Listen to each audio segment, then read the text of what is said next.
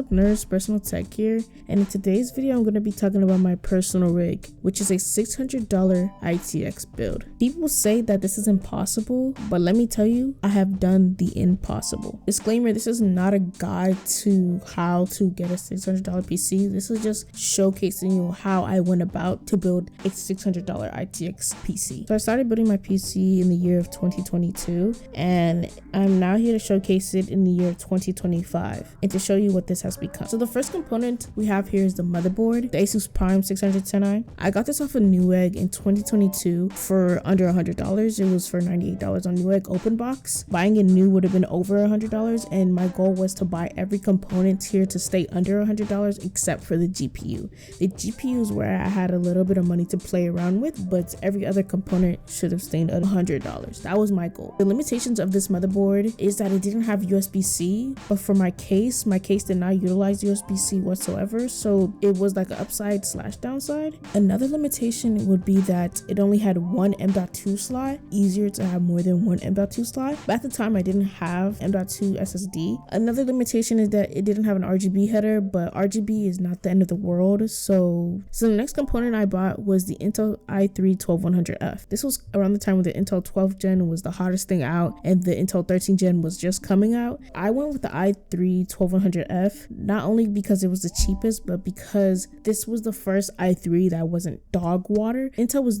doing big things when the 12100 gen came out. 12100 gen, what the hell? When the 12th gen came out, 12100F is what I went for because of my use purposes of it, and I don't really heavy game, I'm more of a casual gamer, so I saw this as a potential to like, oh, something cheap and useful. So the seller was selling it for $85 on the Facebook marketplace, because around the time it was selling for like what, 120 to 110 at Amazon new. The next component would be the Corsair Vengeance RGB Pro. Backstory on this is that I actually got this for free. The seller on Facebook, he was selling it for $80 like new. Long story short, and how I got this for free, that says my PC did not boot or something like that. Very poorly edited, very poorly made. Do not recommend you watch that. But the part that didn't boot, which was an RX 580 that I bought on Craigslist. I said, hey, I have this RX 580, you want to trade? It does not boot, but this guy fixes up stuff a lot, so he's like, yeah, sure. So we traded and I got it for free. Keep that as $0 when I'm calculating this. And I think this was one of my happiest buys I bought because 32 gigs nowadays is so future proof that it's one of the best things. This is 3600 megahertz, but motherboard has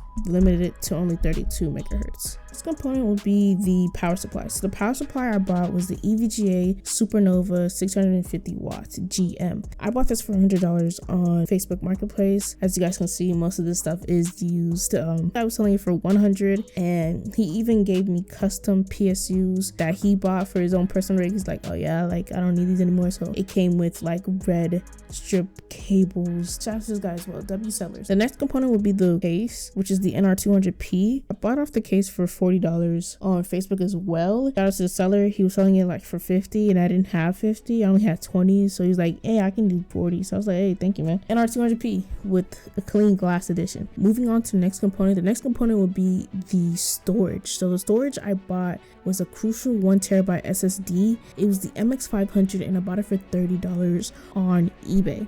Crucial MX500 is a really good drive. I tested this drive after I bought it to see if it was working, and to my surprise, this has 98 battery life.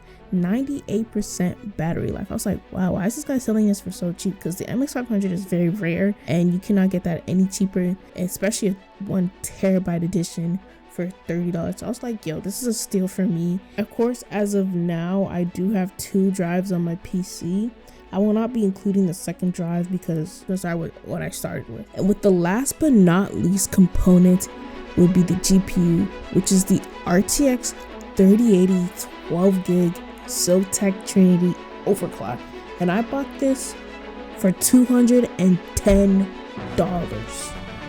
Let me tell you how I even pulled this together. Back to that video I just mentioned in the beginning, my PC wasn't booting, so I just bought a new graphics card, and that graphics card was the RX 6650 XT, which was AMD. Yeah, it was working good for a while until all of a sudden driver issues, and it was my first time with AMD, and honestly just a bad experience overall, so I'm just never gonna go back to AMD ever again. After that, I just traded a guy on Facebook for an RTX 2060 12 gig. The RTX 2060 wasn't bad, especially with paired up with the i3 12100F. It was pretty good actually. So I seen this on Facebook, and it's like an RTX 3080 12 gig Zotac Trinity. I'm like, he's selling it for $480. So I'm like, okay. I messaged the guy and said, hey, I have an RTX 2060 for sale, and I gave him the whole sob story that yeah, I'm a college student. I just want to build up my PC and da-da-da-da. And you know what? This guy is such a sweetheart. He gave me a discount for $270. At first I thought I got scammed, I'm not even gonna lie to you. But when I put this up, it was working, and this guy had a really good sell rate. So I was like, wow. And for him to just give me a discount, it was just really nice. And I was actually blown out of my mind. So, you know, so yeah, shout out to the guys. So I was able to get a $210 RTX 3080. And no, I'm not including taxes, if final calculation, because to the seller, it just goes to the state. So no, I'm not including taxes in anything, just the subtotals. So if we add up all the components for this PC build, it came out to be $563. Now if we add the fans, which I bought a $35 fan from Amazon, which was ID cooling, and the other fans were my PC fans. It was the Cooler Master RGB fan that I bought for $25. If you add all the fans together, the total came out to be $623, so a sub 600 we will say. If you round it, it's $600. I mean, $23 is something to somebody, so I wouldn't say that's cheap, but yeah. The first game we're testing here is GTA 5. Here are my settings. This is just custom settings with VSync on. I'm gonna turn it off just because of the testing. And this is the i3 with the RTX 3080, and this is, yeah, this game runs really well in my custom settings. So looking up, 200, looking down, it's almost 200.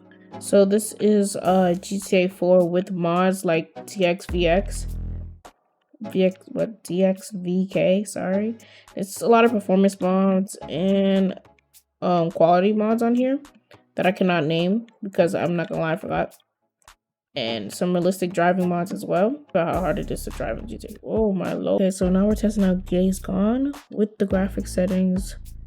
Custom, very high, very high, very high. Hit this, we're gonna turn this off. It's like Days Gone, where you can see the GPU utilization going up like around 80%, and then just skipping down to it. Yep, things like that, man.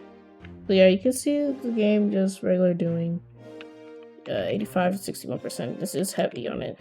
Game is beautiful. Don't know if they could if we don't push them to the brink. You feel me? Right, homie? Shit, cool, homie. Think they couldn't get us? Never. Let's show these movie people how we roll. Remember, this is your car. Hey, screw you too, homie.